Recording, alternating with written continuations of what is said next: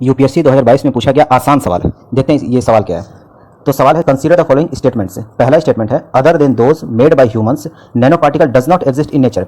अब ये स्टेटमेंट क्या कह रहा है कि नैनो पार्टिकल, सपोज कि हमने कहीं मिट्टी देख लिया, कहीं धूल देख लिया, तो ये स्टेटमेंट कह रहा है कि ये धूल जो है सिर्फ ह्यूमंस ने बनाया है। अब ये स्टेटमेंट कितना हाईली इलॉजिकल है कि हम ज्योग्राफी में पढ़ते हैं कि पहले बड़ा चट्टान था, उसका विंड से या फिर वाटर से उसका इरोजन हुआ, वो टूट टूट के धूल बना, मिट्टी बना। उस मिट्टी में, धूल में nano particle, micro particle, mini particle, particle सब होते हैं। तो ये प्रोसेस बेसिकली तो नेचर का ही है, लेकिन ये स्टेटमेंट ऑपोजिट दिया है। एक दूसरा एग्जांपल देखते हैं। जब वोल्केनो होता है तो उसमें फव्वारे टाइप के निकलते हैं, तो उसमें कई सारे नैनो पार्टिकल्स होते हैं, तो वो भी नेचुरल प्रोसेस है।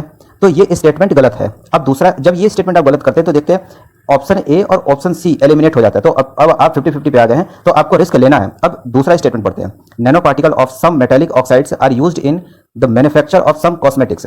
अब सपोज करिए आप फेस वॉश यूज करते हैं, कोई मिंट फ्लेवर फेस वॉश है या कोई फ्लेवर्ड जो फेस वॉश है, उसमें आप देखते हैं कि छोटे छोटे से कलरफुल दाने दाने बनाए होते हैं, जिसे आप फेस पे या हाथ पे रब करते हैं तो एक फ्लेवर आता है उसमें। तो वो फ्लेवर ऐड करने के लिए ही मेटालिक ऑक्साइड का यूज किया जाता है, नैनो पार्टिकल्स का यूज किया जाता है, और वो हार्मफुल भी होता है वाटर के लिए भी, वाटर में रह रहे जीव के लिए भी, और इन्वायरमेंट के लिए भी हार्मफुल होता है। तो ये स्टेटमेंट सही है।